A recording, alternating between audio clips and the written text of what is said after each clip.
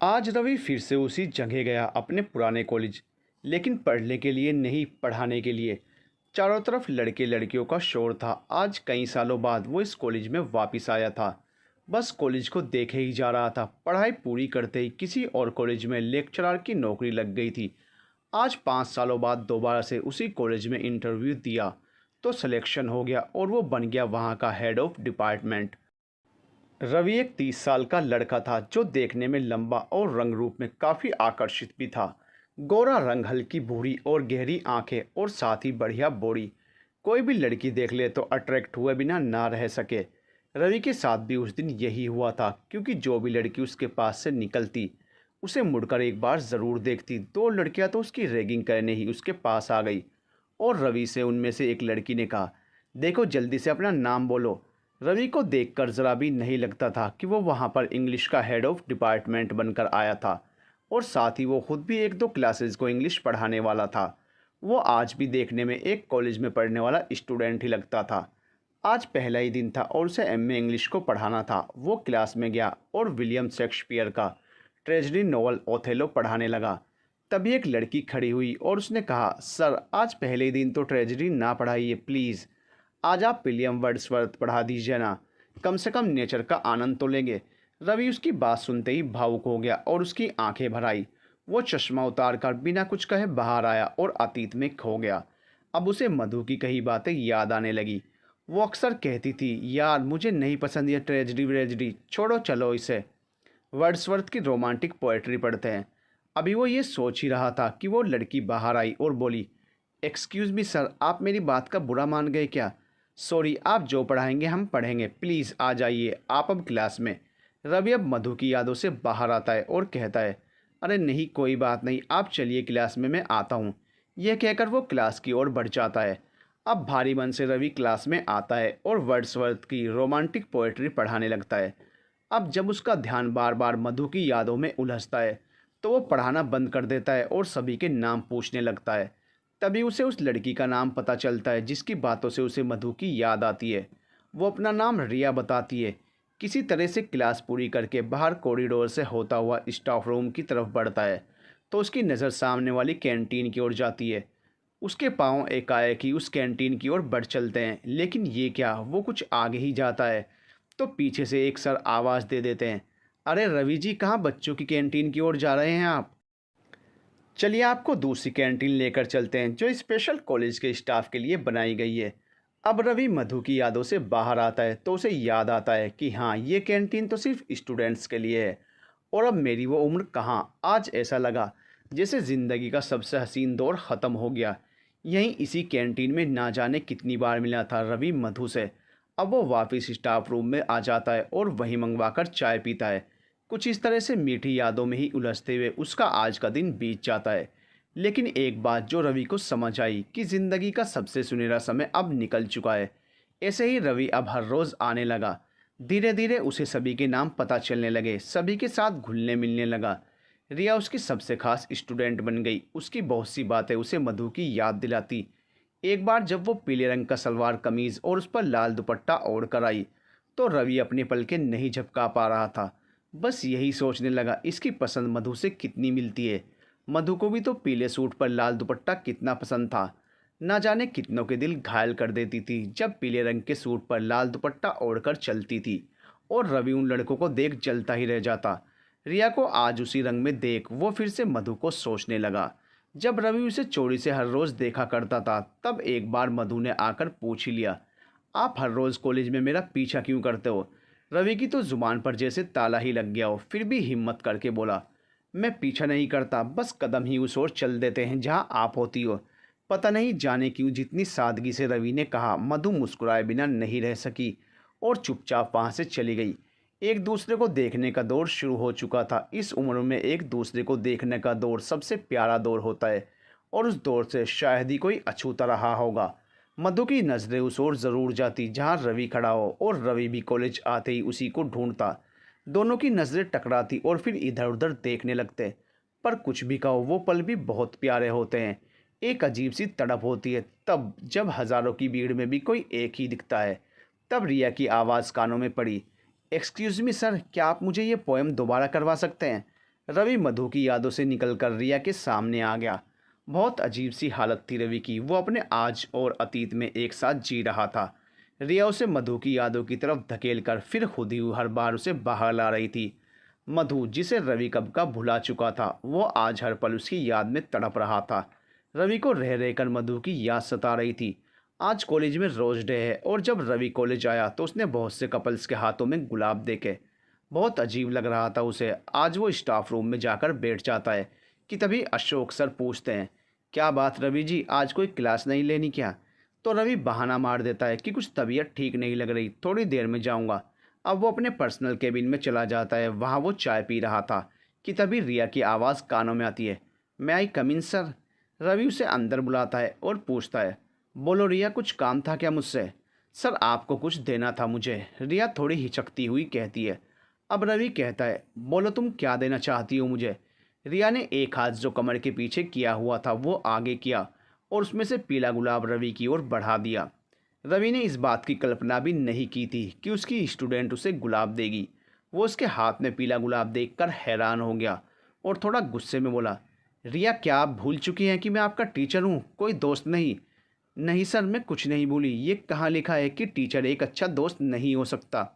रिया ने पूरे विश्वास के साथ रवि से ही सवाल कर लिया। रवि उसे समझाने की कोशिश करता है और कहता है, देखो मैं ये नहीं ले सकता, वो भी अपनी स्टूडेंट से। आप जाइए यहाँ से इसे लेकर। लेकिन रिया उस गुलाब को वहीं रवि के सामने टेबल पर रख देती है और चली जाती है।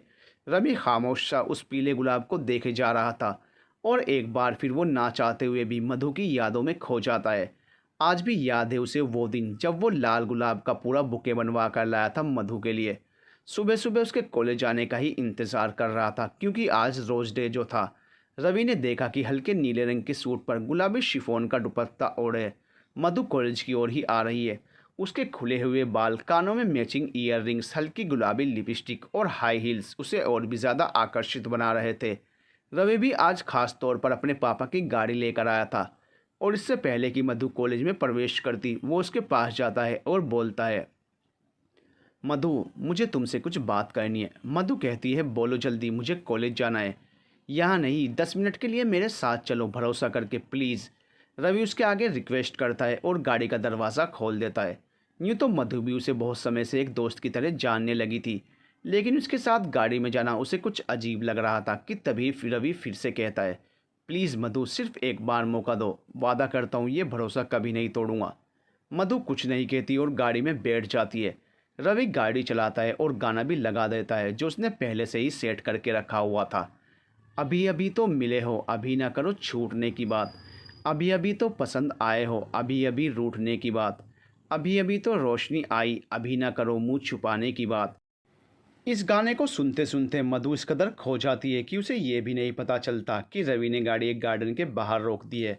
ब्रेक लगते ही वो गाने से बाहर आती है। अब रवि उसे गार्डन में लेकर जाता है और उसे कहता है, तुम यहाँ रुको, मैं अभी आया। मधु उसे कहती है, इस तरह मुझे छोड़कर कहाँ जा रहे हो रवि? अभी आया, सिर्फ 1 मिनट। यह कहकर रवि दौड़ता हुआ बाहर आ जाता है और गाड़ी में से फूलों का बुके निकालकर वापस मधु के पास जाता है। अब घुटनों के बल बैठकर उसे कहता है, मधु, आई लव यू। क्या सारी ज़िंदगी के लिए मेरा हाथ थामोगी? मधु, जो दिल ही दिल में बहुत समय से रवि को चाहने लगी थी, वो रवि के बढ़ाए हुए हाथ को थाम लेती है। अब रवि उसे प्यार से वो बुके देता है और खड़े होकर मधु को गले लगा लेता है। रवि उस दिन बहुत ज़्यादा खुश था, जिसे वो हमेशा छुप छुप कर देखा करता था। आज वो उसकी बाहों में समाई थी। तभी अगले लेक्चर का सायरन बजता है और रवि अब मधु की यादों से बाहर आता है और रिया का दिया हुआ पीला गुलाब अपनी पर्सनल अलमारी में रख देता है। अब वो अपने लेक्चर्स लेता है और घर जाने के लिए अपनी गाड़ी निकाल लेता है। तब तक बारिश भी शुरू हो चुकी थी तो वो जल्दी ही गाड़ी स्टार्ट करता है और अपने घर की ओर चल पड़ता है।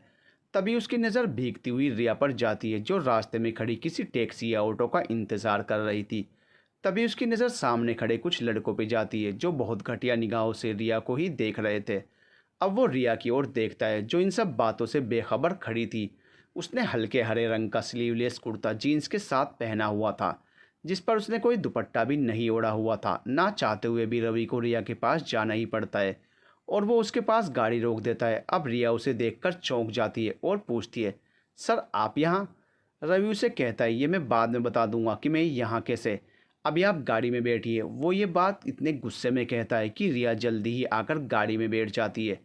अब रवि उससे पूछता है, कहाँ जाना है आपको? रिया भी बिना कुछ फालतू बात किए कहती है, जी ये अगले चौक पर ही कोचिंग सेंटर है, वहीं छोड़ दीजिएगा। अब दोनों खामोश से गाड़ी में बैठे रहते हैं। कुछ ही देर में रवि एक दुकान के बाहर गाड़ी रोकता है और कहता है, आप बैठिए, मैं अभी आया। इससे पहले कि रिया कुछ पूछती वो गाड़ी से उतरकर दुकान पर जाता है और कुछ ही देर में एक शॉपिंग बैग हाथ में लिए वापस आता है। वो बैग रिया को देता है और जैसे ही कुछ कहने को होता है तो रिया कहती है, सर ये क्या है? अब रवि कहता है, इसमें दुपट्टा है, निकाल कर ओढ़ लीजिए।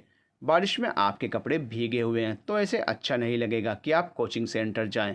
रिया बिना कुछ कहे बैग में से दुपट्टा निकाल लेती है और देखती ही रह जाती है। जयपुरी रंग का दुपट्टा जो कई रंगों से भरा हुआ पूरा इंद्रधनुष सा लग रहा था, जो किसी भी सूट पर या जीन्स कुर्ते पर जच जाए, ऐसा दुपट्टा लाया था रवि रिया के लिए। रिया उस दुपट्टे को ज्यों ही ओढ़ती है तो उसका रूप और भी ज़्यादा निखर आता है। उसका गोरा रंग उस दुपट्टे के हर रंग को खुद पर ओढ़ लेता है। दुपट्टे का लाल रंग मानो उसके गालों पर लालिमा बिखेर रहा हो और उसका पीला रंग जैसे उसके चेहरे की चमक को और भी ज़्यादा बढ़ा रहा हो। दुपट्टे का हर रंग उस पर खिल रहा था। एक बार तो रवि भी उसे देखता ही रह गया। अब वो गाड़ी स्टार्ट करता है और सीधे उसके कोचिंग सेंटर छोड़ देता है। जैसे ही वो गाड़ी से उतरकर जाने लगती है तो रवि आवाज़ देकर कहता है, सुनिए रिया। रिया मुड़कर उसे देखती है और कहती है, जी सर बोलिए, वापसी में ध्यान से जाइएगा। ये कहकर वो वहाँ से चला जाता है और रिया उसकी गाड़ी को देखती रह जाती है। अब वो अपना दुपट्टा ठीक करती है और मुस्कुराती हुई सेंटर में चली जाती है। रवि भी अब रिया और मधु की यादों में उलझा हुआ घर पहुँच जाता है। ऐसा क्या है रिया में जो उसे हमेशा उसके अतीत में ले जाता है? जिस मधु को वो कब से भुलाने की कोशिश कर रहा था, वो आज रिया की वजह से उसे हर पल याद आ रही है। दिन कुछ इस तरह बीत रहे थे कि रवि मधु और रिया को एक साथ जी रहा था, एक अजीब सी कश्मकश में उलझ रहा था। तभी कॉलेज में फ्रेशर्स पार्टी आ गई। रिया का एमए का पहला साल था, इसीलिए उसके सीनियर्स ने उसे भी इनवाइट किया था। इस पार्टी में 3 टीचर्स की ड्यूटी लगी थी, चावला जी, रितु मैडम और रवि जी की। पार्टी का दिन था और सभी स्टूडेंट्स अच्छे से तैयार होकर आ रहे थे। आज रिया ने सुर्ख लाल रंग का सूट पहन रखा था और उसके साथ प्लाजो पर वही दुपट्टा ओढ़कर आई थी जो रवि ने दिया था। उसके साथ में उसने मैचिंग ईयररिंग्स और बालों को कर्ली करवा रखा था। एक हाथ में घड़ी और एक हाथ में मैचिंग ब्रेसलेट पहना हुआ था जो उसे और भी ज़्यादा आकर्षित बना रहा था। रवि जब उसे उस दुपट्टे को इतने खूबसूरत अंदाज में ओढ़े हुए देखता है तो बस देखता ही रह जाता है। रवि चाहकर भी रिया से नज़र नहीं हटा पा रहा था, लेकिन फिर वो अपने अध्यापक होने की गरिमा को समझते हुए दूसरी ओर चला जाता है। अब रिया जब देखती है कि रवि दूर जाकर खड़ा हो गया है तो वो खुद ही उस ओर चली जाती है और रवि को कहती है, गुड मॉर्निंग सर। रवि को भी अब गुड मॉर्निंग का जवाब देना ही पड़ा। अब रवि ही वहाँ से जाने लगता है। तभी रिया फिर से उसे आवाज़ लगा लेती है, एक्सक्यूज़ मी सर। रवि कहता है, जी बोलिए। रिया जिस अंदाज में बात कर रही थी ऐसा बिल्कुल नहीं लगता कि वो किसी टीचर से बात कर रही है। वो बहुत ही खूबसूरत अंदाज में कहती है, सर ये ब्लैक ब्लेजर आप पर बहुत जच रहा है, लग ही नहीं रहा कि आप हमारे टीचर हैं। अभी रिया इतना ही बोल पाई थी कि रवि उसकी बात को बीच में ही टोकते हुए कहता है, तो कौन लग रहा हूँ मैं आपको? रिया को ज़रा भी उम्मीद नहीं थी कि रवि इस तरह उसे बीच में ही टोकेगा। अब उसकी ज़ुबान लड़खड़ा जाती है, लेकिन दिल की बात ज़ुबान पर आ ही जाती है और वो एकाएक ही बोल देती है, सर आप मुझे किसी फिल्म के हीरो लग रहे हैं। रवि आज पहली बार रिया की बात सुनकर मुस्कुराता है और कहता है, आप जाइए और जाकर पार्टी इंजॉय कीजिए। रिया भी अब खामोशी से जाने लगती है तो रवि उसे फिर से आवाज़ देता है, सुनिए। रिया मुड़कर देखती है और कहती है, जी बोलिए सर, आप भी बहुत प्यारी लग रही हैं। रवि उसे बहुत ही तमीज़ के दायरे में ये बात कहता है, जिसे सुनकर रिया मुस्कुराती हुई चली जाती है। पार्टी शुरू हो जाती है और सभी बिजी हो जाते हैं। अब सीनियर सभी जूनियर्स को एक गेम देते हैं कि एक एक जूनियर को आगे आना है और जो भी स्लिप निकलेगी वही उसे करना होगा।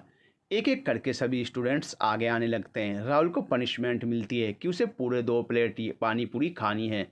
एक स्टूडेंट आरती को तो सबके सामने डांस करना था, वो भी अपने किसी भी सीनियर लड़के के साथ कपल डांस। इस तरह सभी का नंबर आता है। इस बार रिया को पर्ची निकाल कर देखनी है। जब वो पर्ची देखती है तो उसमें लिखा होता है कि किसी भी लड़के को सभी के सामने प्रपोज करना है। अब रिया वो करती है जिसकी किसी ने भी कल्पना नहीं की थी। वो सीधे रवि की ओर जाती है और एकाएक ही कहती है, एक्सक्यूज़ मी सर, क्या आप मुझसे फ्रेंडशिप करोगे? रवि को या किसी और को ज़रा भी उम्मीद नहीं थी कि रिया इस मजाक में अपने सर को ही प्रपोज कर देगी। सभी एकटक रिया की ओर देखने लगते हैं और रवि उठकर गुस्से में कहता है, रिया ये क्या बदतमीज़ी है। रिया रवि को जवाब देती है, बदतमीज़ी नहीं सर, सिर्फ गेम है, डोंट बी सीरियस। अब बाकी सब भी हंसने लगते हैं और माहौल फिर से पहले जैसा हो जाता है। रवि को रिया का स्वभाव बदला हुआ महसूस हो रहा था, लेकिन वो तो सिर्फ अपनी मधु की यादों में ही जीना चाहता था। अब सब नॉर्मल हो चुके थे और गेम में बिजी हो जाते हैं, लेकिन रवि को वहाँ कुछ भी अच्छा नहीं लगता, तो वो उठकर बाहर चला आता है। पार्टी हॉल से बाहर निकलकर वो कुछ आगे जाता है और बालकनी में खड़े होकर बाहर देखने लगता है। वो सामने देखता है जहाँ से कॉलेज का गार्डन नज़र आ रहा था। इसी गार्डन में ना जाने कितनी ही बार रवि मधु से मिला था। न जाने कितनी ही बार इसी गार्डन में उसने मधु को आई लव यू बोला था। कितनी ही मुलाकातें उसके जहन में ताज़े फूलों की तरह महकने लगी थी।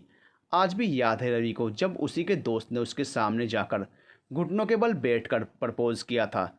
रवि तो बस देखता ही रह गया था। जब रवि के दोस्त सुमित ने मधु को कहा था, मधु मुझसे फ्रेंडशिप करोगी, तब वो नहीं जानता था कि मधु और रवि एक दूसरे से प्यार करते हैं। कितना जल गया था रवि। इससे पहले कि मधु कुछ कहती, रवि ने सबके सामने ही उसका हाथ पकड़ा और खींचकर ले गया। सभी वहाँ खड़े देखते रह गए थे। अब रवि उसे कैंटीन में ले जाकर बैठता है।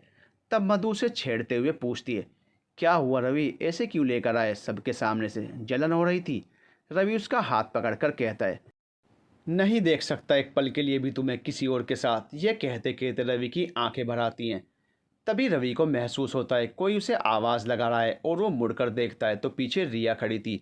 उसे याद आता है कि वो कॉलेज में है और पार्टी चल रही है। अब वो थोड़ा गुस्से में रिया से पूछता है, क्या बात है, यहाँ क्यों आई हो पार्टी छोड़कर। रिया रवि के पास जाती है और पूछती है, क्या बात है सर, आप कुछ परेशान लग रहे हैं। देखिए आप मेरी स्टूडेंट हैं, तो मेरी पर्सनल लाइफ में क्या हो रहा है ये पूछने का आपको कोई हक नहीं। अब आप जा सकती हैं यहाँ से। ये कहकर रवि दूसरी ओर मुंह मोड़ लेता है, लेकिन रिया वहाँ से जाने के बजाय उसके करीब आती है और उसका हाथ पकड़ लेती है।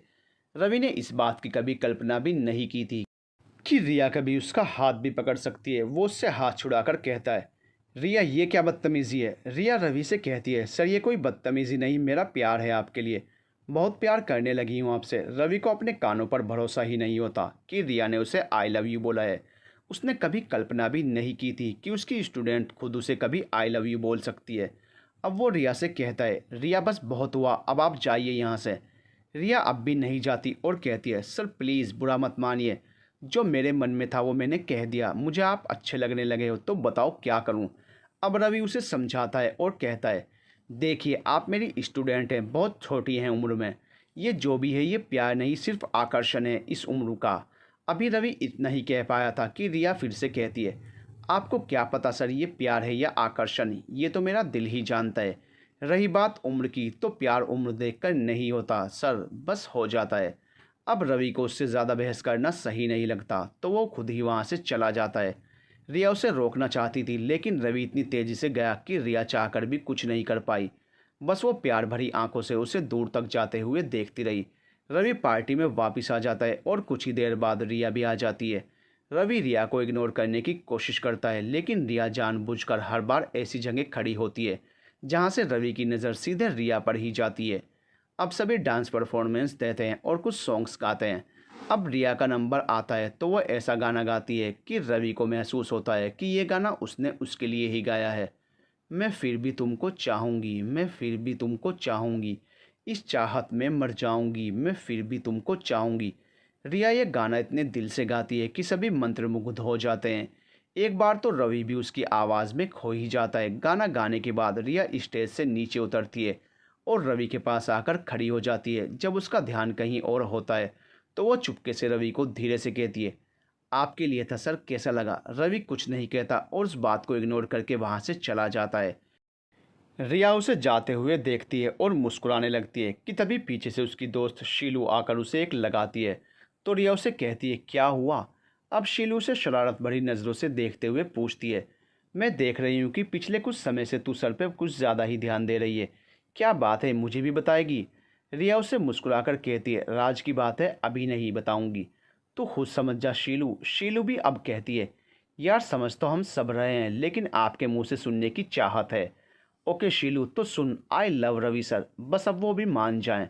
अरे वाह, तूने कॉलेज में इश्क भी किया, तो वो भी सर से। देखते हैं अब तेरा ये कॉलेज का इश्क तुझे किस मोड़ पर लेकर जाएगा। शीलू कहती है तो रिया भी रवि की यादों में खो सी जाती है। इस तरह से ये पार्टी ख़त्म हो जाती है और सभी अपने घर के लिए निकल जाते हैं। अगले दिन रिया अपनी क्लास के एक लड़के अभिनव से कहती है, अभी यार मेरा एक काम कर दे। बोल यार क्या काम है, अगर करने लायक हो तो अभी कर दूंगा। अभी कहता है, मुझे किसी भी तरह से रवि सर का नंबर ला कर दे दे। रिया उससे कहती है, ठीक है ये तो मैं कर दूंगा, लेकिन ये बता तूने क्या करना सर के नंबर का, कहीं दिल तो नहीं लगा बैठी सर से। अभी उसे छेड़ते हुए कहता है। रिया भी उसे मुस्कुराते हुए जवाब देती है, बस कुछ ऐसा ही समझ ले, रवि सर की मैडम बनने का इरादा है। ये बात सुनकर अभी भी हंसने लगता है और अभी उससे वादा करता है कि मैं तुझे आज ही नंबर ला कर दूंगा। रिया आज सारा दिन बहुत बेचैन रहती है, ये सोचकर कि कब अभी उसे रवि सर का नंबर ला कर देगा। शीलू भी उसे समझाती है कि टेंशन मत कर, अभी ने कहा है तो हो ही जाएगा ये काम। छुट्टी के समय अभी आता है और उसे कहता है, नंबर तो तुझे मिल जाएगा, बदले में ट्रीट देनी होगी। इस नंबर के लिए तो मैं तुझे हज़ारों ट्रीट दे दूँ, बस तू नंबर दे दे जल्दी। अरे वाह क्या प्यार है, शीलू बोलती है। अभी रवि सर का नंबर उसे दे देता है। रिया पूछती है, यार तुझे इतनी जल्दी है, नंबर मिला कैसे? सिंपल है, मैंने कहा सर अपना नंबर दे दीजिए, कई बार घर में कुछ समझ नहीं आता तो आपसे कॉल करके पूछ सकता हूँ, बस फिर क्या था, दे दिया सर ने नंबर। रिया बहुत खुश होती है और नंबर अपने फ़ोन में सेव कर लेती है। दूसरी ओर रवि तो अपनी ही दुनिया में खोया हुआ था, वो थी बस उसकी अपनी मधु की दुनिया। आज रविवार था और बाहर बहुत बारिश भी थी।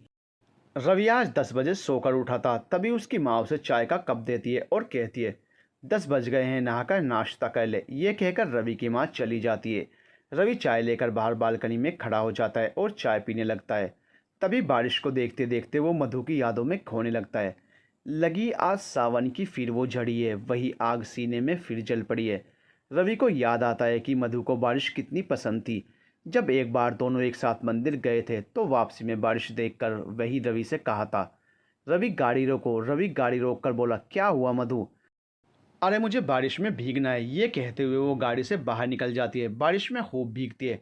उसका सफ़ेद सूट, उस पर नेट का सफ़ेद दुपट्टा उसे और भी ज़्यादा आकर्षित बना रहा था, जैसे मानो चांदनी उतर आई हो सड़कों पर। पता नहीं रवि को भी तब क्या हुआ था। वो गाड़ी में से उतरता है और मधु का हाथ पकड़कर उसे अपनी ओर खींचता है। अब दोनों की आंखें टकरा जाती हैं और रवि उसे कसकर गले लगा लेता है। मधु खुद को उससे छुड़वाती हुई कहती है, छोड़ो रवि, ये तो देखो हम सड़क पर खड़े हुए हैं। ये कहकर वो शर्मिंदा होकर गाड़ी में बैठ जाती है। रवि गाड़ी में जाता है और जो ही उसके बहुत करीब जाता है कि तभी उसके फ़ोन की घंटी बजने लगती है। वो मधु की यादों से निकलकर जैसे ही फ़ोन उठाता है तो उसे जानी पहचानी आवाज़ आती है। Hello sir, good morning, how are you sir?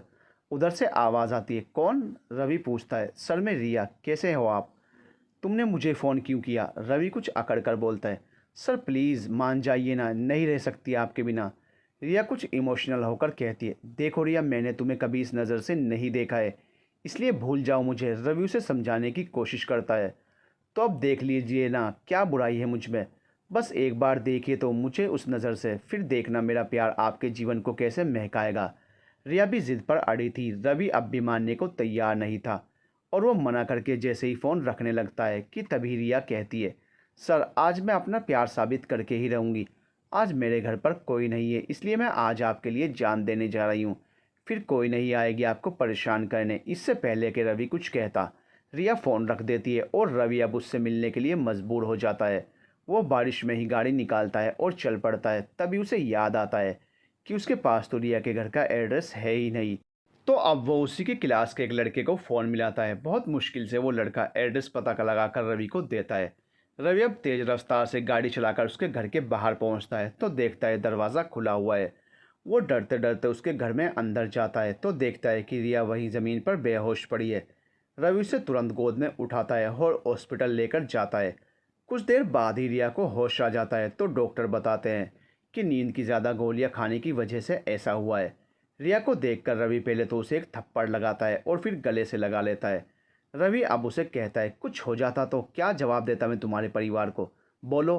रिया कुछ नहीं कहती, उसकी बाहों में ही गुम हो जाती है और आज खुद को बहुत खुशनसीब महसूस करती है।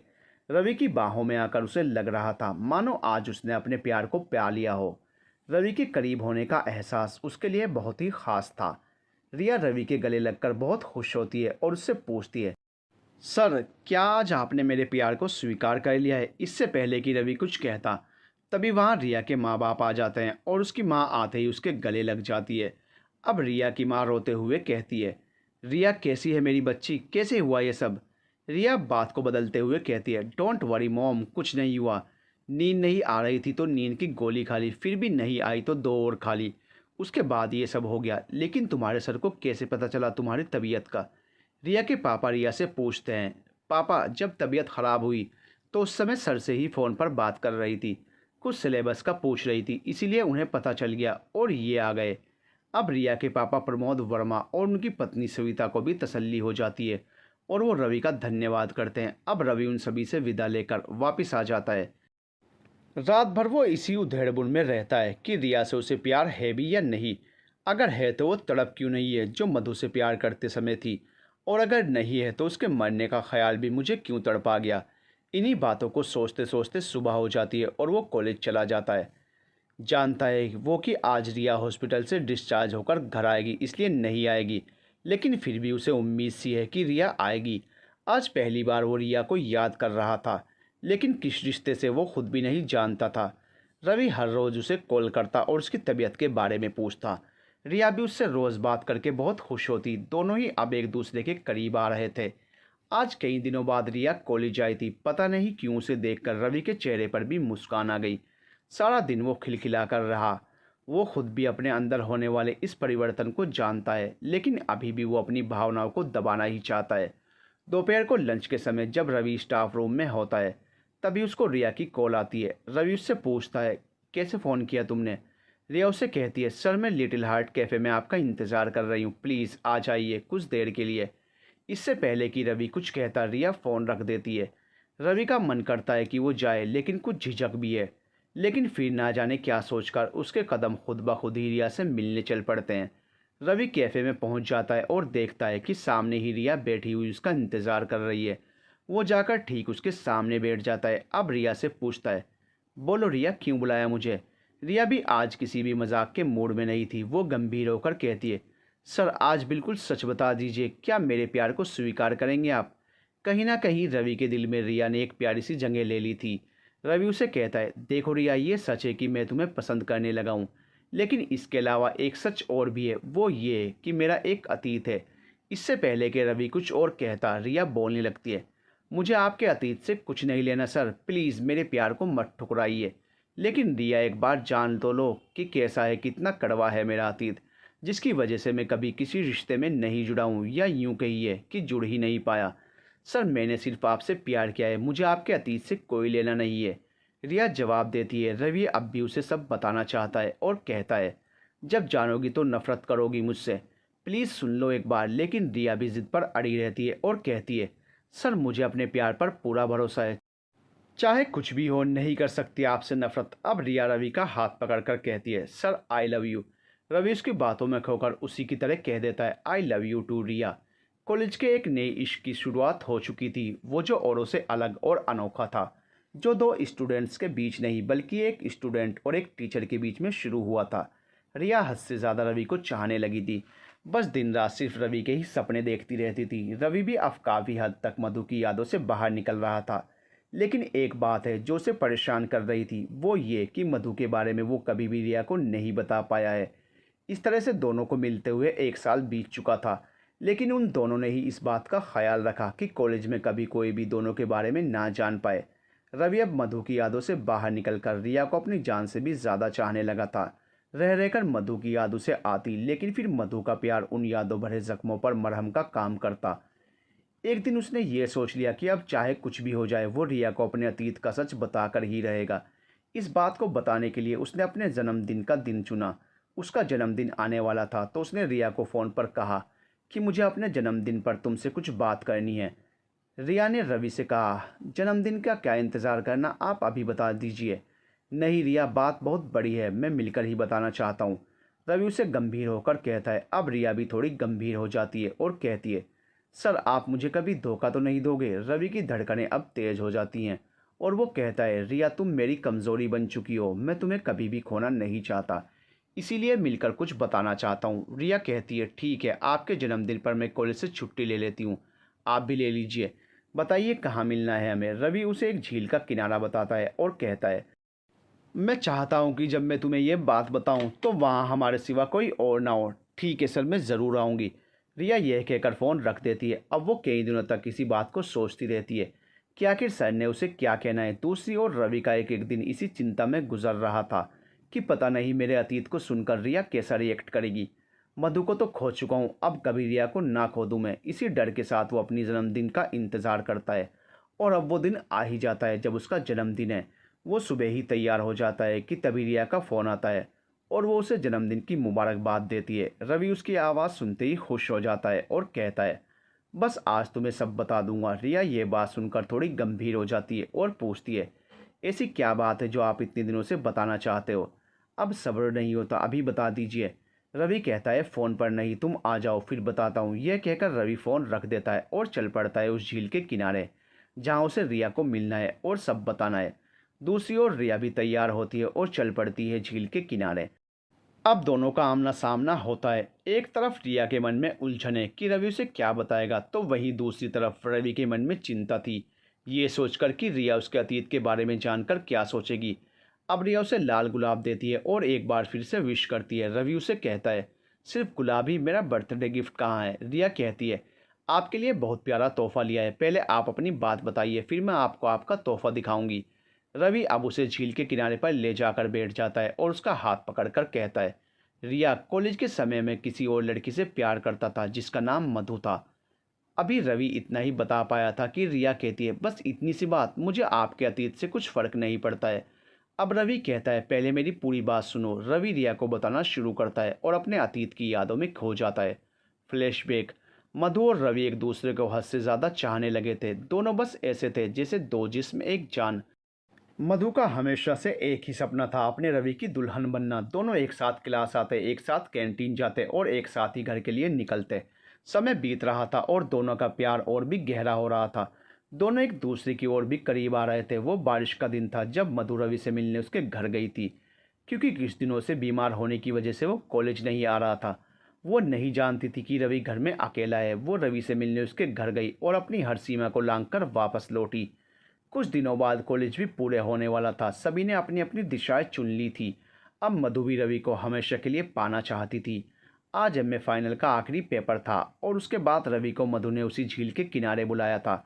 रवि एग्ज़ाम देकर आता है जहां मधु पहले ही एग्ज़ाम देकर पहुंच चुकी थी और रवि का इंतज़ार कर रही थी। रवि दौड़ता हुआ आता है और मधु को गले लगा लेता है।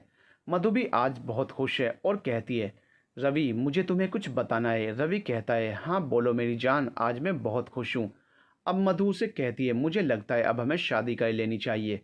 रवि कहता है, नहीं यार, अब मेरा अभी पीएचडी में एडमिशन हो गया है और उसके लिए मुझे दिल्ली यूनिवर्सिटी जाना है। आने वाले कुछ साल में शादी की सोच भी नहीं सकता मधु। लेकिन रवि, मेरा परिवार मेरे लिए लड़का ढूंढ रहा है। तुम्हें अब शादी के लिए सोचना ही होगा। मैं किसी और से शादी का कभी सपने में भी नहीं सोच सकती। अगर इतना ही प्यार करती हो मुझसे तो मेरा इंतज़ार करने में क्या प्रॉब्लम है? बस कुछ सालों की ही तो बात है। रवि उसे समझाने की कोशिश करता है। अब मधु गुस्से में उसके कंधों पर अपने हाथ रखते हुए कहती है, नहीं कर सकती रवि, तुम चाहो तो भी नहीं कर सकती क्योंकि मैं प्रेग्नेंट हूँ।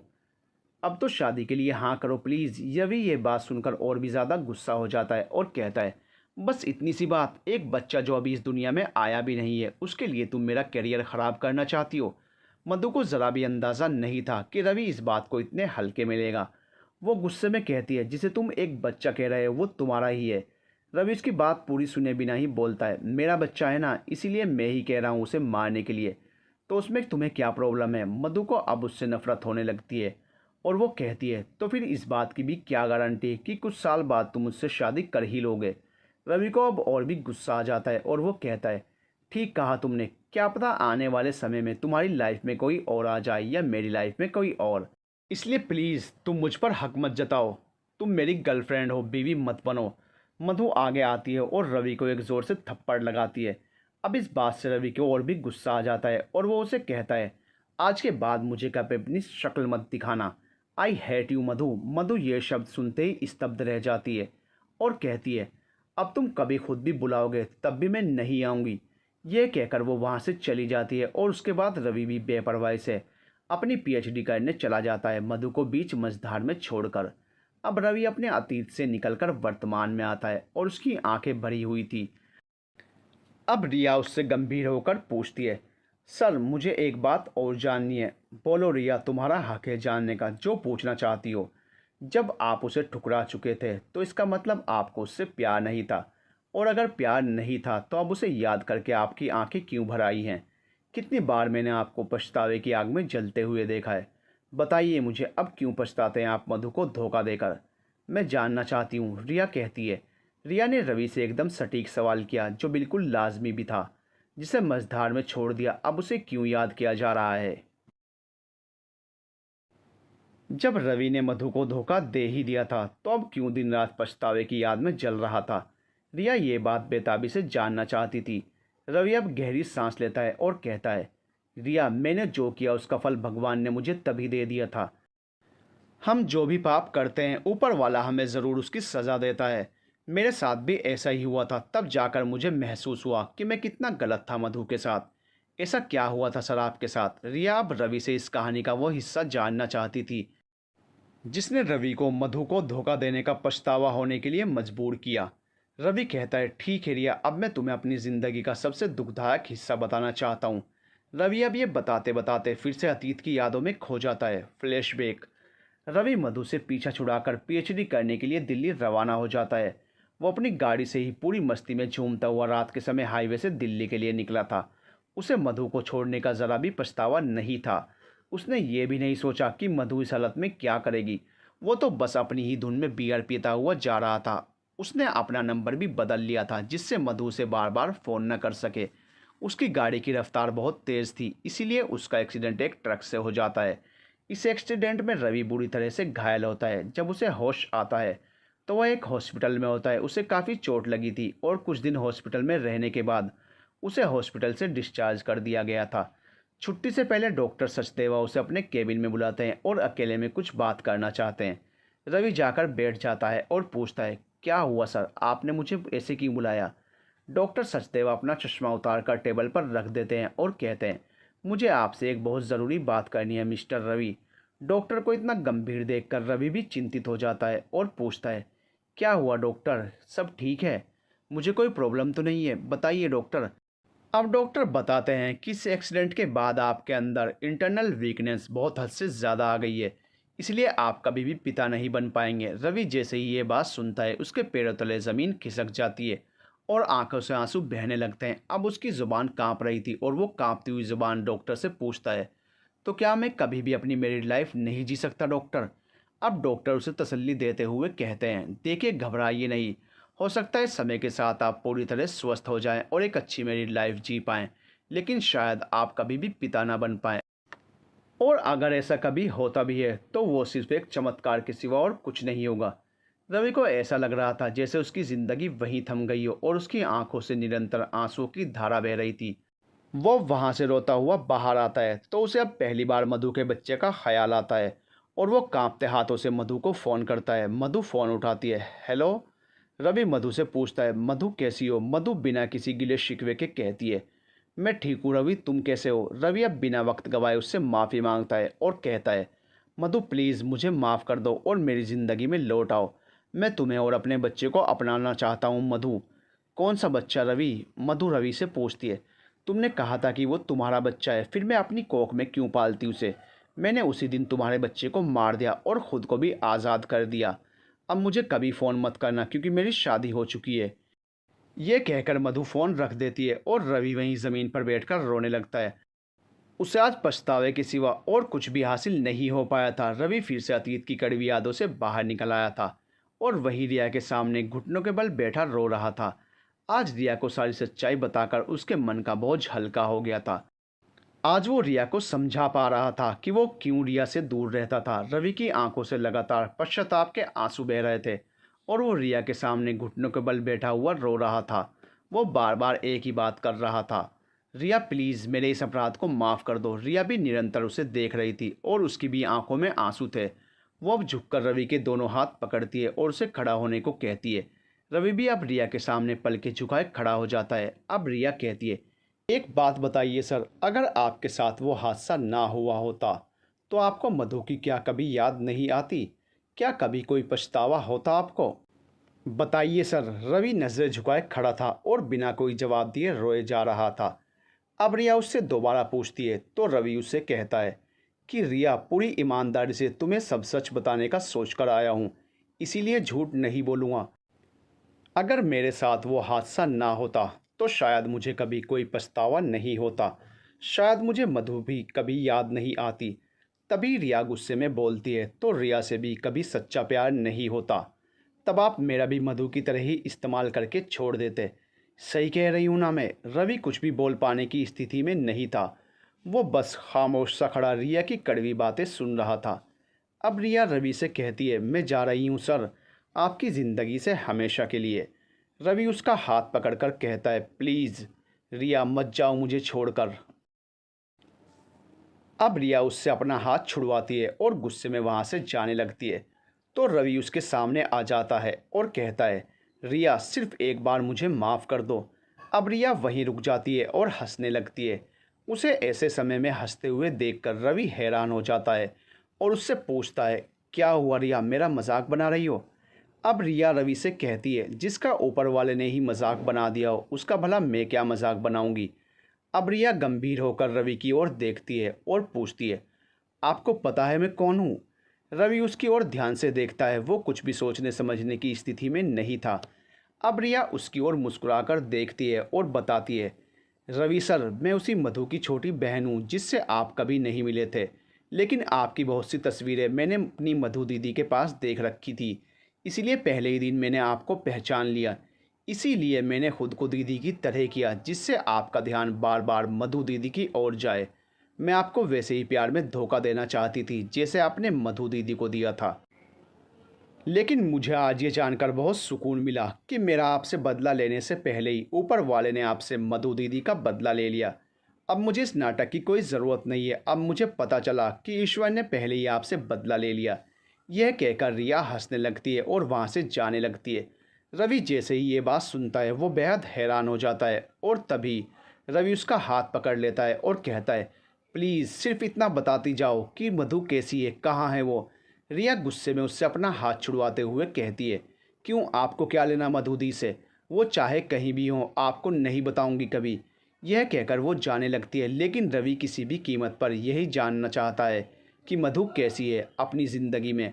वो रिया का ज़बरदस्ती हाथ पकड़ लेता है और उससे कहता है, प्लीज़ सिर्फ एक बार बता दो। रवि रिया का हाथ कसकर पकड़ लेता है और उसके आगे गिड़गिड़ाने लगता है। रिया अपना हाथ छुड़ाने की बहुत कोशिश करती है लेकिन रवि नहीं छोड़ता। अब रिया मजबूर होकर वहीं रुक जाती है और रवि से कहती है, ठीक है पूछो, क्या पूछना चाहते हो तुम? रवि कहता है, बहुत तड़पा हूँ मैं तुझसे माफ़ी मांगने के लिए, बस एक बार उससे मिलना चाहता हूँ। कहाँ है वो, कैसी है वो, बस एक बार बता दो मुझे। रिया फिर चाहे उसके बाद मुझसे कोई रिश्ता मत रखना। रवि की आंखों में पश्चाताप के आंसू साफ दिखाई दे रहे थे। रिया अब दृढ़ निश्चय के साथ कहती है, आप मधु से मिलकर माफ़ी मांगना चाहते हैं ना? रवि हाँ में सिर हिलाता है तो रिया उसका हाथ पकड़कर कहती है, तो ठीक है चलिए मेरे साथ। दोनों जाकर गाड़ी में बैठ जाते हैं और रिया उसे उसके घर चलने को कहती है। रवि अब तेज़ी से गाड़ी चलाता है और रिया के घर की ओर मोड़ लेता है। दोनों के बीच एक अजीब सी खामोशी थी और छोटा सा सफ़र भी बहुत लंबा लग रहा था। अब कुछ ही देर में दोनों रिया के घर पहुंच जाते हैं और रिया उसे घर के अंदर लेकर जाती है। आज रिया उसे जो दिखाती है उसकी रवि ने कभी कल्पना भी नहीं की थी। रिया अपनी माँ से कहती है, माँ वो कहाँ है? उसकी माँ उसे कहती है, सुबह से आज तो अपने कमरे में ही है, जाओ वहीं चले जाओ। अब रिया रवि को एक कमरे में लेकर जाती है जहाँ वो देखता है कि एक छोटी सी लगभग 4 से 5 साल की बच्ची खेल रही थी और वो रिया को देखते ही माँ कहकर उससे चिपक जाती है। अब रवि को कुछ समझ नहीं आता तो वो पूछता है कि तुम तो मुझे मधु से मिलवाने वाली थी ना? रिया कहती है, सब्र करो सब बताती हूँ, इससे मिलो, ये रवीना है मधु की बेटी। रवि उसे गोद में लेता है और प्यार करता है। तो अब रिया कहती है, आपको पता है इसके पापा कौन है? रवि पूछता है, कौन रिया? रिया कहती है, आप हैं इसके पापा, ये आपकी बेटी है, इसीलिए दी ने इसका नाम रवि यानी आपके नाम से मिलता जुलता रवीना रखा है। दीदी आपकी निशानी को कभी ख़त्म नहीं कर सकी, हम सब ने उसे बहुत समझाया लेकिन वो नहीं मानी और सारी ज़िंदगी आपकी निशानी के साथ काटने का फ़ैसला कर लिया। रवि अपनी बच्ची को देखे ही जा रहा था और बेतहाशा उसे प्यार से चूम रहा था। उसे रवीना में कभी खुद की तो कभी मधु की झलक दिखती। उसकी आंखों से गम और खुशी के आंसू बह रहे थे। रवीना भी रवि को बहुत ध्यान से देख रही थी और शायद मन में उसके यही सवाल होगा कि ये इंसान जो आज पहली बार मुझसे मिला है वो मुझे इतना प्यार क्यों कर रहा है। रिया रवीना को इस कदर बेतहाशा प्यार करते देखकर बहुत ज़्यादा भावुक हो जाती है और उसकी भी आंखें भर आती हैं। अब वो रवि से कहती है, अगर आपने समय रहते मधु को अपना लिया होता तो आज ये दिन नहीं आता और रवीना को अपने मम्मी पापा दोनों का प्यार मिलता। लेकिन आज आपकी वजह से रवीना को ना तो आपका प्यार मिला और ना ही अपनी माँ का। रवि रिया की बात सुनकर चौंक जाता है और रवीना को गोद में से उतार कर रिया के पास आता है। अब वो रिया से पूछता है, क्यों, क्या हुआ मधु को। रिया कुछ नहीं कहती और खामोश रहती है। तब रवि उससे दोबारा पूछता है, क्या हुआ मधु को, बताओ मुझे रिया। रिया कहती है, रहने दीजिए, छोड़िए मधु दीदी को, भूल जाइए बस। रवि अब और भी ज़्यादा ज़िद पर अड़ जाता है और कहता है, प्लीज़ मुझे बताओ क्या हुआ मधु को। रिया कहती है, तो ठीक है, चलिए मेरे साथ। ये कहकर वो रवि का हाथ पकड़कर अपने साथ लेकर जाती है। रवि उससे पूछता है, लेकिन हम जा कहाँ रहे हैं। तो वो कुछ नहीं कहती और गाड़ी में बैठ जाती है। रवि ड्राइवर की सीट पर बैठ जाता है और उससे पूछता है, कहाँ जाना है। रिया उसे रास्ता बताती है और रवि एक बार फिर मधु से मिलने के लिए स्पीड पर गाड़ी चलाने लगता है। मन में हज़ारों सवाल हैं कि कहाँ होगी, कैसी होगी मधु, क्या मुझे माफ़ करेगी। यही सोचते सोचते गाड़ी जिस दिशा में जा रही थी और उस दिशा को देखकर रवि का दिल बैठे जा रहा था, क्योंकि ये कोई आम रास्ता नहीं था, ना ही किसी आम व्यक्ति के वहाँ रहने के लिए था। मन अब और भी ज़्यादा डर गया था ये सोचकर कि मधु के साथ क्या हुआ है। अब रिया उसका हाथ पकड़कर खामोशी से उसे अंदर लिए जा रही थी। रवि उस जगह नहीं जाना चाहता था, लेकिन रिया उसे लिए जा रही थी। वो उसे एक ऐसी सच्चाई से रूबरू करवाने ले जा रही थी जिसकी उसने कभी एक पल के लिए भी कल्पना नहीं की थी। रिया अपना हाथ उठाकर कहती है, देखो वो रही तुम्हारी मधु। रवि हिम्मत करके नजरें उठाकर सामने देखता है, जहाँ एक बंद कमरे में कैद एक कमज़ोर सी लड़की बैठी थी। उसके बालों ने उसके चेहरे को ढका हुआ था। वो अपने कमज़ोर और गंदे हाथों से अजीब अजीब इशारे कर रही थी। उसकी उंगलियों के नाखून भी लंबे और बहुत गंदे थे। उसके कपड़े फटे हुए थे और वो बहुत भयानक लग रही थी। रवि अब उसे बहुत ध्यान से देखता है तो उसका कलेजा मुंह को आ जाता है, क्योंकि ये कोई और नहीं मधु थी। रवि उसे लगातार देखे ही जा रहा था और उसे ऐसा लग रहा था जैसे वो कोई सपना देख रहा हो। अब रिया उसका हाथ पकड़कर बाहर एक खाली जगह पर ले जाती है। इससे पहले रिया कुछ कहती, रवि कांपती हुई आवाज़ में पूछता है, मधु यहाँ पागल खाने में कैसे रिया। बस इतना ही कह पाता है रवि कि तभी रिया कहती है, आपकी वजह से सर, सिर्फ आपकी वजह से मधु इतने सालों से यहाँ है। आप तो उसे छोड़कर चल दिए अपना कैरियर बनाने, लेकिन कभी ये नहीं सोचा कि मधु का क्या होगा। वो बेचारी ऐसी हालत में आपकी याद में ज़िंदगी गुजारने लगी। जब आपका फ़ोन आया तो भी आपको अपनी हालत के बारे में नहीं बताया और आपसे झूठ बोल दिया कि मेरी शादी हो चुकी है। जब हमने उससे पूछा कि रवि को झूठ क्यों बोला, तो बोली रवि का प्यार चाहिए था, उसकी भीख नहीं। धीरे धीरे उसकी दिमागी हालत ख़राब होने लगी और फिर हमें मजबूरी में उसे पागल खाने में भर्ती करवाना पड़ा। आप जानते हैं आपकी बेटी का जन्म कहाँ हुआ। रवि कुछ नहीं बोला और खामोश नज़रें झुकाए खड़ा रहा। तो रिया फिर से बोली, आपकी बेटी का जन्म यहीं इसी पागल खाने में हुआ और वो मासूम सी बच्ची जिसने ना माँ का प्यार मिला ना बाप का, पैदा होते ही हमें लेकर जाना पड़ा। जब घर आई तो दीदी की डायरी में पढ़ा, अगर मेरा बेटा हुआ तो उसका नाम मैं आरव और अगर बेटी हुई तो रवीना रखूँगी, बिल्कुल अपने पापा के नाम से मिलता जुलता। इसीलिए हमने आपकी बेटी का नाम रवीना रखा। ये बताकर रिया रोने लगती है। रवि भी अब वहीं खड़ा रोए जा रहा था और पछतावे के सिवा आज उसे कुछ भी नहीं दिखाई दे रहा था।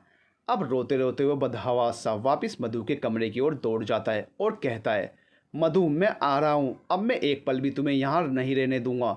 वो दौड़कर मधु के ठीक सामने जाकर खड़ा हो जाता है, पर उन दोनों के बीच में एक मजबूत लोहे का जाल है। वो चाहकर भी मधु के करीब नहीं जा सकता था, बस दूर से ही देखकर तड़प रहा था। क्योंकि इतना प्यार तुमको करते हैं सनम, क्या जान लोगे हमारी सनम, क्योंकि इतना प्यार तुमको। मधु की हालत देखकर रवि के रोंगटे खड़े हो गए। अब वो किसी भी कीमत पर मधु के करीब जाना चाहता था। वो अब दौड़कर डॉक्टर के पास जाता है और मधु से मिलने के लिए गिड़गिड़ाने लगता है। रिया दूर खड़ी उसकी ये हालत देख रही थी और उसके दिल को एक अजीब सा सुकून महसूस हो रहा था, जैसे आज उसने मधु के गुनहगार से बदला ले लिया हो। डॉक्टर पहले तो ये कहकर मिलने से मना कर देते हैं कि मधु इस समय बहुत खतरनाक हालत में है और किसी को भी नुकसान पहुंचा सकती है। लेकिन अब रवि डॉक्टर के सामने हाथ जोड़ता है। डॉक्टर के मना करने पर रवि उनके आगे गिड़गिड़ाने लगता है और वहीं उनके पैरों में बैठ जाता है। वो लगातार डॉक्टर से एक ही बात कहे जा रहा था, डॉक्टर प्लीज़ मुझे मेरी मधु से मिलने दीजिए। डॉक्टर को भी अब रवि की हालत पर तरस आ जाता है और वो रवि को मधु से मिलने की इजाज़त दे देते हैं। मधु बहुत ज़्यादा खतरनाक हो चुकी थी, इसीलिए उसे अब सबसे अलग एक कमरे में रखा गया था। डॉक्टर भी रवि को बता देते हैं कि आप खुद की जिम्मेदारी पर ही मधु से मिल सकते हो। रवि से एक पेपर पर सिग्नेचर भी लिए जाते हैं और अब दो कर्मचारियों की निगरानी में रवि सालों बाद मधु से मिलने जा रहा था। उसके साथ रिया भी चल रही थी। दरवाज़ा खोल दिया जाता है और रवि इशारे से कर्मचारियों और रिया को बाहर ही रुकने को कहता है। रवि अब धीरे धीरे चलते हुए मधु के करीब जाता है। उसके कानों में मधु की सिसकियां गूंज रही थी। मधु वहां जमीन पर ही बैठी हुई थी और चेहरा गंदे बालों से ढका हुआ था। उसकी दर्द भरी सिसकियों की आवाज़ पूरे कमरे में गूंज रही थी। अब एकाएक ही उसकी नज़र कमरे की दीवारों पर जाती है तो वो देखकर रवि और भी ज़्यादा तड़प जाता है। वो देखता है कि कई दीवारों पर रवि लिखा हुआ है। रवि मन में सोचता है कि प्यार तो मेरी मधु ने किया है, जो वो कहती थी वही करके दिखाया उसने। ये सोचकर उसे वो लम्हा याद आता है जब उसने मधु से मजाक में पूछा था, समझ लो अगर मैं तुम्हें छोड़कर चला जाऊं तो क्या करोगी जान।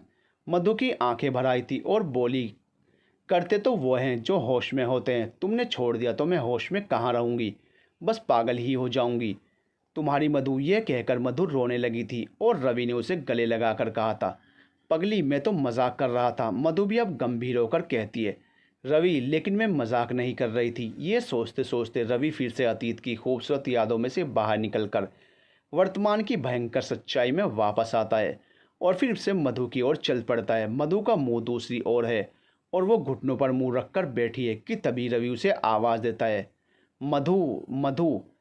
मधु नहीं सुनती तो रवि उसे दोबारा आवाज़ देता है। मधु और उसके कंधे पर अपना एक हाथ रखकर वहीं बैठ जाता है। तभी मधु अपनी सिसकियां वहीं रोक लेती है और डरते डरते मुड़कर रवि की ओर देखती है। रवि को देखकर वो इस तरह खड़ी होती है जैसे कोई करंट लगा हो उसे। उसके खड़े होते ही उसके साथ ही रवि भी खड़ा हो जाता है। रवि अब उसके दोनों कंधों पर अपने दोनों हाथ रखकर कहता है, मधु मैं तुम्हारा रवि। अब मधु रवि का नाम सुनते ही आंखें चौड़ी कर लेती है और उसके हाथ कांपने लगते हैं। उसकी दर्द भरी सिसकियां अब ज़ोर ज़ोर से रोने में बदल जाती हैं। वो रोना शुरू कर देती है और डरकर पीछे हटने लगती है। पीछे होते होते वो दीवार से लग जाती है तो रवि हिम्मत करके फिर से उसके करीब आता है और कहता है, मधु पहचानो मुझे, मैं तुम्हारा रवि हूँ। यह कहकर रवि उसके दोनों गालों पर अपने दोनों हाथ रख देता है और उसे गले लगाने की कोशिश करता है तो मधु उसे दूर धक्का देती है और डरकर वहीं दीवार से चिपक कर खुद में ही सिमट कर बैठ जाती है। रवि भी हिम्मत नहीं हारता और फिर से मधु के पास जाता है और अब पूरी हिम्मत के साथ उसे उठाकर खड़ा कर देता है और कहता है, मधु मैं हूँ, पहचानो मुझे, तुम्हारा गुनहगार, तुम्हारा रवि। मधु अब फिर से रोने लगती है और उसे अजीब से दौरे पड़ने लगते हैं। अब वो रोते रोते हंसने लगती है और चीख चीख कर बोलने लगती है, रवि आ गया, रवि आ गया। ऐसा बोलते हुए वो एक बार फिर बेकाबू हो जाती है और रवि को कॉलर से पकड़ लेती है। अब वो रवि को कहती है, क्यों छोड़ा था मुझे, बोलो क्यों छोड़ा था मुझे। रवि को अब वो बेतहाशा मारना शुरू कर देती है और रवि चुपचाप आंखों में आंसू लिए हुए उसकी मार खाता रहता है। अब जब उसका रूप ज़्यादा ही विकराल हो जाता है तो हॉस्पिटल के कर्मचारी दौड़कर आते हैं और उसे पकड़कर ले जाते हैं। रवि उन्हें रोकता है और कहता है, छोड़ दो मेरी मधु को, लेकिन वो कहते हैं, नहीं साहब, इससे आपकी जान को खतरा हो सकता है। वो अब उसे ज़बरदस्ती खींचकर दूसरे कमरे में हाथ बांधकर लिटा देते हैं और डॉक्टर को बुलाते हैं। एक कर्मचारी दौड़कर जाता है और डॉक्टर को कहता है, डॉक्टर साहब जल्दी आइए, पेशेंट को फिर से दौरा पड़ा है। डॉक्टर कहते हैं, ठीक है, इलेक्ट्रिक शॉक देने की तैयारी करो जल्दी। रवि और रिया ये सब वहीं खड़े देख रहे थे और डॉक्टर जाकर मधु के दिमाग पर इलेक्ट्रिक शॉक देने लगते हैं। मधु दर्द में तड़प रही थी लेकिन चीख नहीं पा रही थी। रवि और रिया दूर खड़े मजबूर होकर ये सब देख रहे थे। क्यों किसी को वफ़ा के बदले वफ़ा नहीं मिलती, क्यों किसी को दुआ के बदले दुआ नहीं मिलती। अब मधु अपने हॉस्पिटल के बेड पर बेहोश पड़ी थी और रिया और रवि उसे देख रहे थे। सच में प्यार करने की मधु को आज इतनी बड़ी सज़ा मिली है, ये कभी रवि ने भी नहीं सोचा होगा। अब रवि डॉक्टर के पास जाता है और उनसे मधु की दिमागी हालत के बारे में बात करता है। डॉक्टर उसे बताते हैं कि इस तरह के दौरे अक्सर मधु को पड़ते रहते हैं। अब रवि डॉक्टर से कहता है, डॉक्टर मैं मधु को अपने साथ अपने घर ले जाना चाहता हूँ, इससे पहले कि डॉक्टर कुछ कहता, रिया रवि का हाथ पकड़ती है और कहती है, बाहर चलिए मेरे साथ, कुछ बात करनी है मुझे। रवि अब डॉक्टर को 2 मिनट का बोलकर बाहर आ जाता है और रिया से पूछता है, क्या हुआ रिया, इस तरह मुझे बाहर क्यों लेकर आई हो। अब रिया कहती है, आप मधु दीदी को अपने साथ घर नहीं ले जा सकते। रवि रिया से कहता है, लेकिन क्यों, मैं चाहता हूँ जो भी मैंने आज तक गलत किया है उसे सही करूँ। अब अगर मधु मेरे साथ मेरे घर में रहेगी तो हो सकता है वो जल्दी ठीक हो जाए। ये सब आप सिर्फ इसलिए कह रहे हैं कि अब आप कभी बाप नहीं बन सकते, इसलिए मधु के बहाने आप रवीना को भी पालोगे। लेकिन मैं आपका यह स्वार्थ कभी पूरा नहीं होने दूंगी। नहीं रिया, तुम गलत समझ रही हो। अगर तुम्हें लगता है कि मैं ये सब रवीना को पाने के लिए कर रहा हूँ तो ठीक है, तुम रवीना को मुझे मत दो, लेकिन मधु को मेरे घर पर रहने से मत रोको। रवि रिया को समझाता है। अब रिया कहती है, चलो मान भी लिया कि आप ये सब रवीना को पाने के लिए नहीं कर रहे, लेकिन फिर भी किस हक से मेरी दीदी को लेकर जाएंगे अपने साथ। क्या लगती है वो आपकी, बोलिए। रवि रिया के किए हुए सवालों को सुनकर खामोश हो जाता है, जिससे रिया और भी ज़्यादा गुस्सा हो जाती है। अब वो रवि को कहती है, देखा नहीं है ना कोई भी जवाब आपके पास, एक ही पल में हो गई बोलती बंद आपकी। कहना आसान है और करना मुश्किल। रवि पहले तो खामोशी से खड़ा रिया की सारी बातें सुनता रहता है, लेकिन फिर अचानक से वो दोबारा हॉस्पिटल के अंदर जाता है और हॉस्पिटल में ही बने एक मंदिर से सिंदूर उठा लेता है, इससे पहले कि कोई भी कुछ समझ पाता। रवि जाकर बेहोश पड़ी मधु की मांग में सिंदूर भर देता है। रिया ये सब देखकर रोने लगती है। ये शायद गम के नहीं, अपनी बहन के लिए खुशी के आंसू जो थे। अब मधु की मांग भर के रवि रिया से कहता है, रिया मिल गए अब तुम्हें तुम्हारे सारे सवालों के जवाब। ये कहकर वो सीधे डॉक्टर के पास जाता है और कहता है, डॉक्टर मैं अपनी पत्नी को अपने साथ अपने घर रखना चाहता हूँ, प्लीज़ आप उसे डिस्चार्ज कर दीजिए। लेकिन मधु की हालत घर में रहने के लायक नहीं है, उसे घर में रखना आपके लिए ख़तरनाक हो सकता है। डॉक्टर रवि को समझाने की कोशिश करते हैं, लेकिन रवि भी जिद पर अड़ा ही रहता है और अंत में हार मानकर डॉक्टर को मधु को रवि के साथ भेजने की मंजूरी देनी ही पड़ती है, इस शर्त के साथ कि उनके साथ हॉस्पिटल से एक नर्स भी जाएगी। रिया भी आज ये सोचकर खुश है कि चलो देर से ही सही, लेकिन अब मधु दीदी के जीवन में भी बाहर आएगी। थोड़ी देर बाद जब मधु को होश आता है तो रवि और रिया उसे एक नर्स के साथ रवि के घर ले आते हैं। रवि के साथ वाली सीट पर रिया बैठी हुई थी और पीछे मधु को संभाले हुए एक नर्स बैठी थी। मधु पूरी तरह से अभी होश में नहीं थी, लेकिन जब भी बीच बीच में होश में आती तो खुद को गाड़ी में पाकर सहम जाती। फिर नर्स उसे कह देती, मैडम आप सो जाइए, तो मधु भी उसकी गोद में सिर रखकर सो जाती। कुछ ही देर बाद वो सभी मधु को लेकर रवि के घर पहुंच जाते हैं और रवि की मां उन सभी को देखकर हैरान हो जाती है। रवि उन्हें अभी कुछ नहीं कहता और सभी घर के भीतर आ जाते हैं। अब रवि खुद मधु को गोद में उठाकर अपने कमरे में लेकर जाता है और अपने बेड पर लेटाकर नर्स को उसके पास बैठकर ध्यान रखने को कहता है। अब रवि बाकी सभी के साथ बाहर आ जाता है और रवि अपनी माँ को अब तक की सारी बात बता देता है। रवि की माँ को यह सब सुनकर बहुत दुख होता है और वो रवि को कहती हैं, बेटा मैंने तुम्हें बचपन से ही औरत की इज्जत करना सिखाया है, फिर भी तुम इतने गलत कैसे हो गए, मेरे दिए संस्कार हार क्यों गए रवि। रवि अब नज़र झुकाए हुए अपनी माँ से माफ़ी मांगता है और वादा करता है कि वह जल्द ही सब कुछ ठीक कर देगा। अब रिया रवि और उसकी माँ से विदा लेकर घर जाने लगती है कि तभी रवि की माँ कहती है, ऐसे नहीं जाना अकेले, रात बहुत हो गई है। वो रवि को आवाज़ लगाती है, रवि जाओ, जाकर रिया को उसके घर छोड़ कर आओ। अब रवि कहता है, लेकिन माँ अगर मैं चला गया तो मधु का ख्याल कौन रखेगा। तब रवि की माँ उसे समझाती हैं कि मधु का ख्याल रखने के लिए मैं और उसकी नर्स है यहाँ पर, अब तुम जाओ, इतनी रात को रिया अकेली जाती हुई अच्छी नहीं लगती। रवि भी जी माँ कहकर रिया को छोड़ने चला जाता है। दोनों गाड़ी में बैठे हुए हैं और माहौल में अजीब सी खामोशी है। अब रवि ही खामोशी को तोड़ते हुए कहता है, आज एक ही दिन में कितना कुछ बदल गया रिया, तुम्हारा एहसान मैं कभी भी नहीं उतार सकता रिया, जो तुमने मुझे आज मेरी मधु से मिलाया।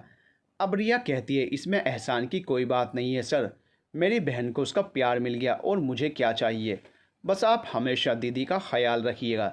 रवि कहता है, रिया मैं तुमसे वादा करता हूँ कि तुम्हारी दीदी पर कभी आंच भी नहीं आने दूंगा। इस तरह बातें करते करते रिया का घर आ जाता है। गाड़ी से उतरते हुए रिया रवि से पूछती है, क्या आप रवीना से मिलना चाहते हैं तो मेरे साथ चल सकते हैं। रवि दृढ़ संकल्प से कहता है, नहीं रिया, जब तक मधु ठीक नहीं हो जाती मैं रवीना से नहीं मिलूँगा, तुमसे वादा किया है तो उसे पूरा भी करूँगा। रिया कुछ नहीं कहती और घर में जाने लगती है तो रवि उसे आवाज़ देकर कहता है, रिया ज़रा एक मिनट बात सुनो।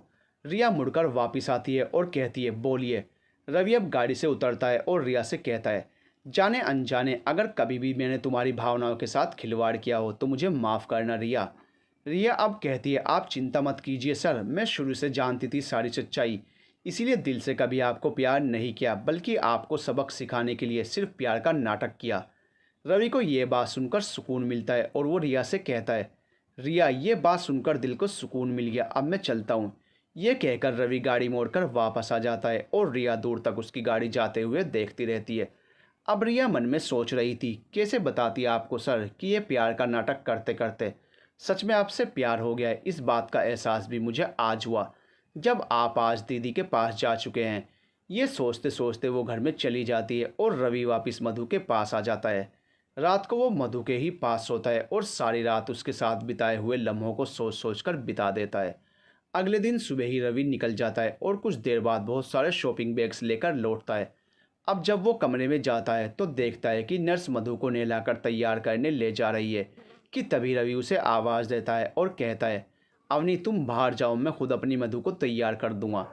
अब अवनी बाहर चली जाती है और रवि मधु के भीगे हुए बालों को तौलिए से अच्छी तरह पोंछता है और अब उसे खुद पीले रंग का कुर्ता और प्लाजो पहनाता है। मधु पहले तो उसके स्पर्श से सहम जाती है लेकिन फिर धीरे धीरे उसके साथ घुलने मिलने लगती है। अब रवि खुद अपने हाथों से उसके उलझे हुए बालों को कंघी से सुलझाता, उसे पीले रंग की चूड़ियाँ पहनाता है, पीले ही रंग की बिंदी लगाता है। अब रवि उसकी मांग में सिंदूर भरता है और उसे पूरी तरह से वैसे ही तैयार करता है जैसे कि एक ब्याहता को होना चाहिए। अब रवि उसे तैयार करके नाश्ते के लिए बाहर लेकर आता है तो रवि की माँ और अवनी मधु के इतने खूबसूरत रूप को देखकर दंग ही रह जाती हैं। अब रवि की माँ कहती है यकीन नहीं हो रहा है कि ये वही रात वाली मधु है। तभी अवनी बोलती है सर आपने तो मधु मैडम को बिल्कुल ही बदल दिया है, कितनी सुंदर लग रही हैं मैडम। रवि अब कहता है ये तो कुछ नहीं, कॉलेज के समय तो मधु की सुंदरता का कोई मुकाबला भी नहीं कर सकता था। अब रवि अपनी और मधु की एक सेल्फी लेकर रिया को भेज देता है। रिया उस तस्वीर को देखकर बहुत खुश होती है और रवि को थैंक यू लिखकर भेजती है। रवि भी आज बहुत खुश है और अब वो अपने हाथों से नाश्ता कराता है। मधु भी अब रवि के साथ खुद को सुरक्षित महसूस कर रही थी। धीरे धीरे समय बीत रहा था और मधु में भी सुधार हो रहा था। इस समय में कई बार मधु को दौरे भी पड़े लेकिन रवि के प्यार ने सब संभाल लिया। कई लम्हे रवि के लिए बहुत कठिन रहे जब उसे लगा कि वो हार चुका है, लेकिन फिर अगले ही पल हिम्मत करके उठता और मधु की देखभाल में लग जाता। रवि हर दिन अपने हाथों से मधु को तैयार करता और अपने हाथों से ही खाना खिलाता। आज मधु का जन्मदिन है और रवि उसके लिए खूबसूरत सी लाल रंग की साड़ी लेकर आया है। अभी तक मधु ने सिर्फ कुर्ती और प्लाजो ही पहने थे लेकिन रवि का मन था मधु को लाल रंग की साड़ी में देखने का। हर दिन की तरह ही अवनी उसे नहलाकर लाती है। रवि एक बैग में से सुर्ख लाल रंग की साड़ी निकालता है जिसका सुनहरी रंग का बॉर्डर है और बीच बीच में सुनहरे रंग के ही छोटे छोटे सितारे लगे हुए हैं। साड़ी का कपड़ा बारीक नेट का है जो साड़ी को और भी ज़्यादा आकर्षित बनाता है। अब रवि वो साड़ी मधु को दिखाता है और उस आकर्षित साड़ी को देखकर मधु भी उत्साहित हो जाती है और साड़ी हाथ में लेकर बच्चों की तरह पूछती है ये मेरे लिए है। रवि कहता है हाँ ये तुम्हारे लिए। अब रवि उसे अपने हाथों से साड़ी पहनाता है और आज पहली बार खुद को रोक नहीं पाता मधु के करीब जाने से और मधु को गले लगा लेता है। मधु को पहले तो कुछ समझ में नहीं आता कि वो क्या करे, परंतु रवि का प्रेम भरा स्पर्श उसके मन को प्रफुल्लित करने लगता है और वो भी अब रवि की बाहों में सिमट जाती है। रवि भी आज बेहद आकर्षित हो रहा था मधु के सौंदर्य को देखकर और वो भी आज सब कुछ भूलकर मधु में खो जाना चाहता था। चाहे मधु का पागलपन कुछ समझने में असमर्थ हो लेकिन इतना वो जान चुकी थी रवि उसे आज बेपनाह प्यार कर रहा है और वो भी रवि के आगोश में सिमट जाती है। आज सालों बाद रवि मधु के करीब आया और उस समय मधु के दिमाग में उसके साथ बिताए हुए ऐसे कॉलेज के समय के प्रेम भरे पल घूम रहे थे। इन पलों का मधु के दिमाग पर सकारात्मक असर पड़ा। अब कुछ देर बाद मधु रवि को वही साड़ी पहनाकर और 16 श्रृंगार के साथ बाहर लाता है। मधु को इतने सुंदर रूप में देखकर सभी खुश हो जाते हैं।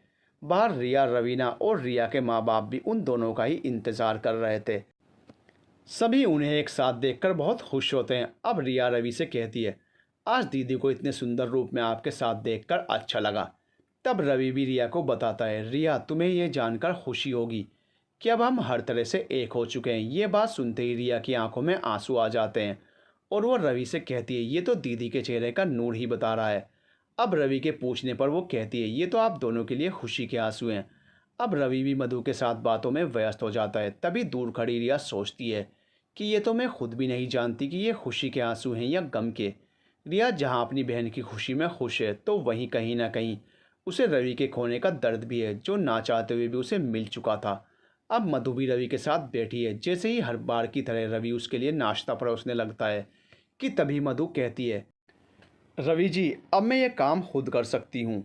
रवि की आंखों से खुशी के आंसू बहने लगते हैं और वो हाँ में सिर हिला देता है। आज रवि सोच रहा था कि उसमें की मेहनत रंग ला रही है। बाकी सब भी मधु के बदले हुए रूप को देखकर खुश हो जाते हैं।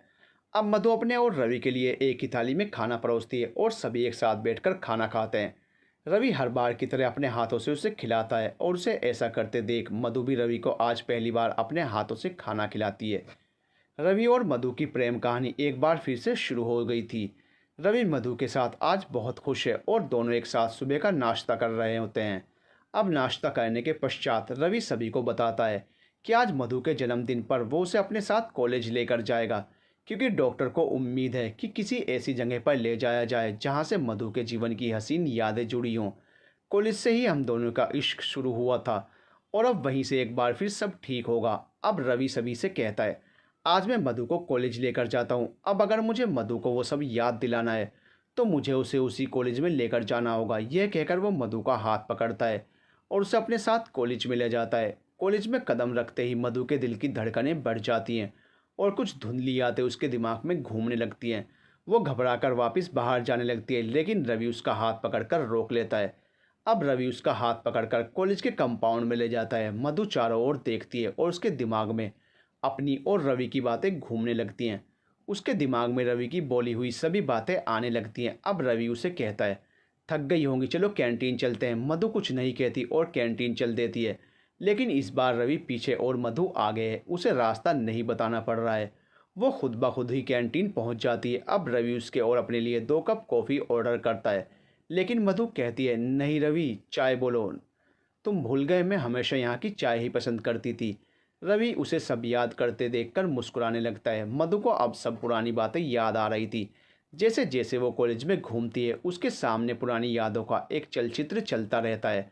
अचानक ही मधु बेहोश हो जाती है। अब जब मधु को होश आता है तो वो खुद को हॉस्पिटल में पाती है। वो देखती है कि सभी उसके आसपास खड़े हैं और रिया उसके गले लग जाती है, ये कहकर कि दीदी, आपने तो हमें डरा ही दिया था।